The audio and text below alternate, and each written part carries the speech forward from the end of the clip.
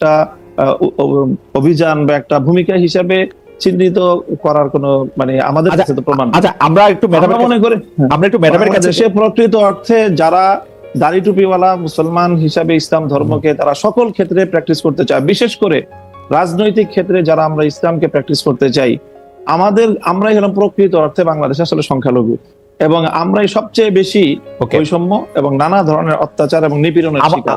এবং আমাদের এই নিপীড়নের বিরুদ্ধে কখনোই সমাজের এই যে সাধারণ শিক্ষা ব্যবস্থার যারা শিক্ষক মহোদয় আছেন বা অন্যান্য আপনাদেরও খুব একটা সোচ্চার কখনো আমরা পাই। আচ্ছা, আমরা এটা অধ্যাপক মাহবুবকে জানতে চাইবো। আমি একটু আপনার কাছ থেকে এটা জানতে চাই যে ধরেন বাংলাদেশে আপনি যে ধরনের রাষ্ট্র ব্যবস্থা কায়েম করতে চাচ্ছেন, ধরেন যে খিলাফা, সেই খিলাফা আসলো, তাহলে কি আপনারা এই যে ধরেন কালী পূজার কথা বলা হলো সেগুলি বন্ধ করে দিবেন? যে না, রমনায় বা বন্ধ হবে কেন, সেগুলি করতে দিবেন? সেগুলি করতে দিবেন। প্রত্যেক ধর্মাবলম্বীর যার যার ধর্মীয় রীতি অনুযায়ী তার সে ধর্মীয় স্বাধীনতা ভোগ করবে, তার জানমালের নিরাপত্তার যে বিষয়গুলো আছে, ইসলামী রাষ্ট্র ব্যবস্থা, ইসলামী রাজনৈতিক যে বন্দোবস্ত, সেখানে অন্য ধর্মাবলম্বীদের ধর্ম পালনের শুধু স্বাধীনতা নয় বরং নিরাপত্তা নিশ্চিত করা হয়েছে, এবং সেই নিরাপত্তা অবশ্যই বাস্তবায়ন করা হবে। তাদেরকে কি জিজিয়া কর দিতে হবে?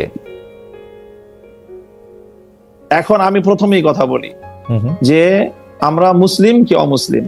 যদি আমি মুসলিম হয়ে থাকি তাহলে আমাকে অবশ্যই কোরআনের প্রত্যেকটা আইনকে বিশ্বাস করতে হবে, মানতে হবে।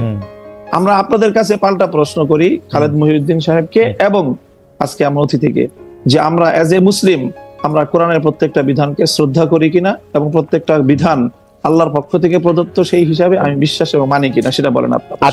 আচ্ছা, আমি প্রশ্ন উত্তর দিচ্ছি, আপা নিশ্চয়ই আমার থেকে দিবেন, আপা উত্তর দিবেন। আমি শুধু প্রশ্নটা করি যে আমরা কি কোরআনের বিধানটার প্রতি শ্রদ্ধা করি কেবলমাত্র আমি মুসলমান সেইটা বড় হওয়ার জন্য, নাকি আপা আরেকটা কথা বিভিন্ন জায়গায় বলে থাকেন, আমার হারাম হালাল জ্ঞান, আমার ঘুষ সুদ জ্ঞান, আমার অন্যায় অত্যাচার জ্ঞান, আমার বিভিন্নভাবে বিভিন্ন মানুষের যেটাকে আমানতরে খেয়ানত করার জ্ঞান, সেইটাও আমরা মানি?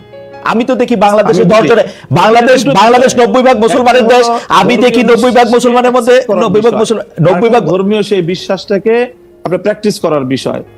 যদি আপনি ধর্মীয় যে বিশ্বাস সেটাকে যদি আপনি অ্যাকসেপ্ট করেন, দেন তখন আপনি মুমিন না, আমি এবং যদি আপনি সেটাকে প্র্যাকটিস করেন তারপর আপনি সে ভালো আমল হলো আপনার উন্নত মুসলিম হলেন। কিন্তু আমাদের প্রশ্নের আমি বলি একটু শুনেন, জিজিয়া কর দিবে কিনা। জিজিয়া করটাকে স্বাভাবিকভাবে যেভাবে উপস্থাপন করা হয় যে এটাকে খুব একটা জুলুম এবং অন্যায় এবং ইসলামের একটা বৈষম্যপূর্ণ বিধান হিসেবে আপনারা আখ্যায়িত করার আপনার প্রশ্নের টোনের মধ্যে কথাটা রয়েছে। জিজিয়া কর এটা হলো মুসলমানদের কাছ থেকে জাকাত নেওয়া হয়, সেই জাকাত হলো তাদের অর্থনৈতিক রাষ্ট্রীয় যেই আপনার এই সোর্স, সেই সোর্সের এখান থেকে একটা ইনকাম। ঠিক তেমনি ভাবে অমুসলিমরা জাকাত দিবে না, তারা জাকাতের পরিবর্তে তারা জিজিয়া এবং কর দিবে, এবং এই জিজিয়া করের বিনিময়ে তারা তাদেরকে রাষ্ট্র সব ধরনের নিরাপত্তা এবং তাদের যে সার্ভিস গুলো দিবে, এটাকে আমরা সার্ভিস চার্জ বলতে পারি আসলে মূলত জিজিয়া কর। অধ্যাপক তাসনিম সিরাজ মাহবুবের কাছে আমি একটু আসবো। আমি শুধু জানতে চাইছিলাম যে জাকাত যেমন একটা নির্দিষ্ট পরিমাণ ধন সম্পত্তি থাকলে সেই নির্দিষ্ট পরিমাণ ধন সম্পত্তির উপর ভিত্তি করে জাকাত দেওয়াটা যে জিজিয়া করো কি তাই? জিজিয়া কর হলো একটা চুক্তির ভিত্তিতে এবং একটা যৌক্তিক পরিমাণে, মানে একটা লোক পক্ষ থেকে নির্ধারণ করা হয় যে মাথা পিছু সবার জন্য কতটুকু সামর্থ্য থাকলে কতটুকু দিবে, এবং সামর্থ্যের বাইরে যদি কারো উপরে জিজিয়া কর আরোপ করা হয় তাহলে সেক্ষেত্রে কোরআন এবং হাদিসে সুস্পষ্টভাবে রাষ্ট্রকে নিষেধ করা হয়েছে, এবং যে এই আইন করবে একজন ব্যক্তির উপর সামর্থ্যের। জনাব মামুনুল হকের কাছে প্রশ্ন রেখেছিলাম যে ইসলামের দৃষ্টিতে আসলে কোনটা বেশি গুরুত্বপূর্ণ, বাহ্যিক বাহ্যিকভাবে তার পোশাক আশাকের পাশাপাশি ঘুষ দুর্নীতি সুদকে আমরা আসলে বর্জন করছি কিনা, যেগুলিকে আমরা আসলে ফান্ডামেন্টাল ধরে আসছি, সেটা ক্ষেত্রে আপনার কি মতামত? এবং সোশ্যাল মিডিয়ায় যাদেরকে আমরা ইসলামী বক্তা বলে থাকি তাদের কিছু বক্তব্য এরকম তুলনা করা হচ্ছে, যারা একসময় ক্ষুদ্র ঋণ নিয়ে সুদ নিয়ে ডক্টর মোহাম্মদ ইউনূসের সমালোচনা করেছিলেন, তারা আবার তার প্রশংসা করছেন। বক্তাদের একটি অংশ কি বাতাস বুঝে বক্তব্য দিচ্ছেন কিনা, এবং আপনারা যে ইসলামকে যেটিকে আসলে পলিটিক্যাল ইসলাম বেশি করে বলা হচ্ছে, যেটা এবং যেই কারণে বাংলাদেশে ইসলামী দলগুলির মধ্যে অনেক বিভাজন দেখা যাচ্ছে। মানে কেউ হয়তো ইসলাম বিশ্বাস করছেন এবং জোর দিয়ে বলছেন যে জনাব মামুনুল হক যেগুলি বলছেন সেগুলি ইসলাম না, আরেকজন বলছেন যে ওইটা যারা বলছেন তারা কাফের। ওই পুরো ব্যাপারটা ধরে যদি একটু আলোচনা করেন যে আসলে কোনটা বেশি গুরুত্বপূর্ণ, কোনটাকে আমরা ফান্ডামেন্টাল ধরবো, জনাব মামুনুল হক। আসলে অনেকগুলো মানে এখন বিষয় আমার সামনে আলোচনার জন্য, সময় কতটুকু পাবো আমি জানি না। মিসেস মাহবুব সাহেব তো উনি বললেন যে ওনাকে মনে হয় সময় কম দেয়া হচ্ছে। আমি আসলে শুরুতেই বলেছিলাম যে আসলে বিতর্কের আলোকে আমি কথাগুলো বলতে চাইনি। প্রথম যে প্রসঙ্গটা আপনারা দুজনই আলোচনার মধ্যে আনলেন, আমি ঢাকা বিশ্ববিদ্যালয় সহ আমাদের বুয়েটের ক্যাম্পাস যেই স্পেসিফিক যেই কথাটা আমি বলেছি, আপনারা খবর নিয়ে দেখেন, গত 1 মাসের ব্যবধানের ঘটনা। ঢাকা বিশ্ববিদ্যালয়ে একটা সিরাতুন নবী অনুষ্ঠান করার সুযোগ দেওয়া হয়েছে এবং এই অনুষ্ঠানটাকে ঢাকা বিশ্ববিদ্যালয়ের ইতিহাসে দীর্ঘদিন পরে এই ধরনের একটা অনুষ্ঠানের একটা মানে ব্যতিক্রমী আয়োজন হিসাবে গোটা ঢাকা বিশ্ববিদ্যালয় এটাকে খুব তারা উৎসাহিত করেছে। সেম একই ধরনের অনুষ্ঠানের অনুমতি চেয়ে বুয়েটের ছাত্ররা বুয়েটের প্রশাসনের কাছ থেকে অনুমতিটা পায়নি। আপনারা যে দৃষ্টান্তগুলো এনেছেন সেটা হলো একাডেমিক যে ইসলামিক স্টাডিজ বিভাগ আছে, আরবি ভাষা সাহিত্য আছে, উর্দু আছে, ফার্সি আছে, অ্যাজ এ ল্যাঙ্গুয়েজ বা একটা সাবজেক্ট হিসাবে পড়াশোনার বিষয়ে আমি এই জায়গাটা আমার প্রশ্ন ছিল না। আমার প্রশ্ন হলো যে বিগত 50 বছরে ঢাকা বিশ্ববিদ্যালয়ে ইসলামী ছাত্র মজলিস, ইসলামী ছাত্র আন্দোলন, ইসলামী ছাত্র শিবির নামে আপনারা ঢাকা বিশ্ববিদ্যালয়ের ক্যাম্পাসে কোনো কার্যক্রম পরিচালনা করার সুযোগ আপনারা দিয়েছেন? ইসলামী কোনো সংগঠনকে দেওয়া হয় নাই।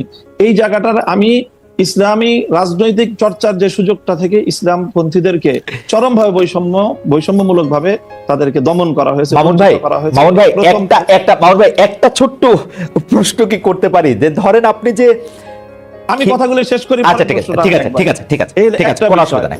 দ্বিতীয় বিষয় যেটা ম্যাডাম বললেন যে এই যে পোশাকের যে বিষয়, আমি কিন্তু পোশাকের যে বিষয়টা বলেছি সেখানে আমি সুনির্দিষ্টভাবে একটা কথা বলেছি, সেটা হলো এই যে আমরা যারা ইসলামকে রাজনৈতিকভাবে আমরা রাজনীতিটাও যারা ইসলামের আলোকে করতে চাই, আমরা মনে করি যে ইসলাম কমপ্লিট কোড অফ লাইফ, সকল পূর্ণটাই ইসলামকে মানতে হবে। আমি ব্যক্তিগত জীবনে ইসলামকে মানবো, আমি ব্যবসার ক্ষেত্রে অর্থনীতির ক্ষেত্রে ইসলামকে মানবো না, অথবা রাজনীতির ক্ষেত্রে ইসলামকে মানবো না।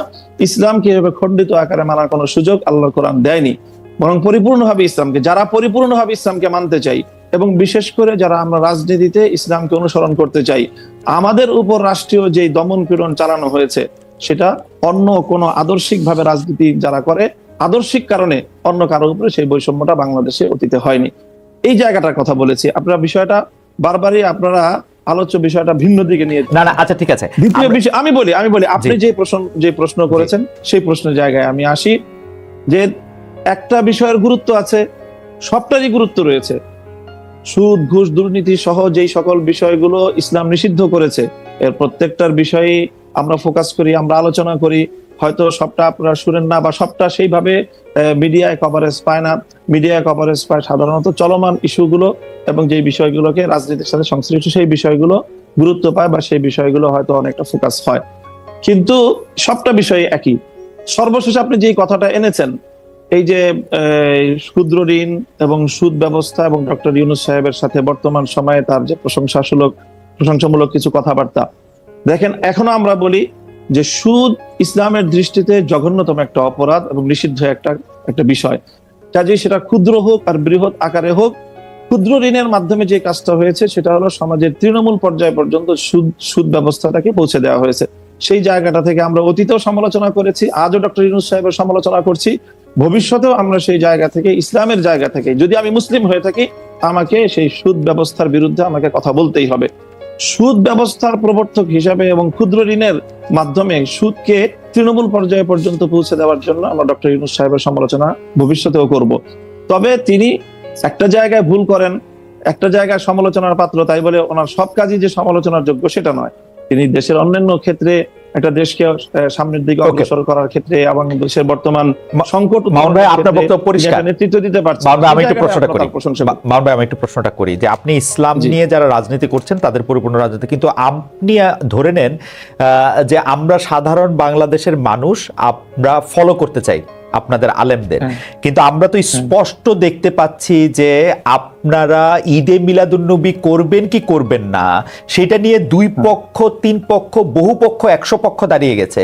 আমি শেষ করি, এটি নামাজ কিভাবে পড়া হবে কি পড়া হবে না সেটি আপনারা আসল ইসলাম নাকি চরমনাই আসল ইসলাম, আসল ইসলাম কি আসলে আটরশি, আসল ইসলাম কি আসলে মাওলানা রাজ্জাক সাহেব, এইটা নিয়ে তর্ক ছাড়া তো আমি মানে আর কোনো কিছু দেখি না। আরেকটা প্রশ্ন আমাদেরকে আপনার জন্য করেছেন, উনিও একজন আলেম, উনি বলেছেন যে খ্রিস্টান শাসন বলতে কি বোঝাচ্ছেন, তারা কি বাইবেল অনুসারে শাসন করছেন, এখন আমেরিকা ইউরোপ যে শাসনে চলছে সেটা খ্রিস্টান ধর্মীয় শাসন কিনা, সৌদি আরবে যা চলছে তা ইসলামী শাসন কিনা, সৌদি আরবে ছাত্র সংগঠন করার অনুমতি রয়েছে কিনা।